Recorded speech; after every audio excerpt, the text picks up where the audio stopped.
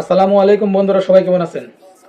বন্ধুরা, আমরা যারা নতুন কন্টেন্ট ক্রিয়েশন জগতে এসেছি তারা অনেকেই এই পাঁচটা ভুল করে থাকেন, যার কারণে তার কন্টেন্ট ভালো হয় না, কন্টেন্ট ভাইরাল হয় না।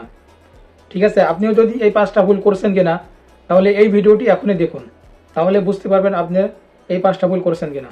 আর অবশ্যই আমাদের চ্যানেলটি সাবস্ক্রাইব করে রাখবেন, আর ফেসবুক থেকে দেখলে ফলো করবেন। তা চলুন শুরু করা যাক। এই পাঁচটা ভুল কি আমরা জেনে নেই। নতুনদের জন্য পাঁচটি কমন ভুল।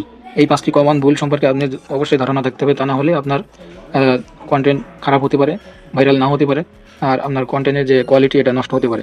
অবশ্যই নতুনদেরকে বলবো, নতুনদের এই পাঁচটি কমন বিষয়ে সবসময় ধারণা থাকতে হবে এবং অবগত থাকতে হবে। প্রথমে 1 নম্বর ভুল, সব ইফেক্ট ব্যবহার করা। মানে এমন জায়গায় ইফেক্ট ব্যবহার করার প্রয়োজন নেই, সেখানে আপনি ইফেক্ট ব্যবহার করলেন।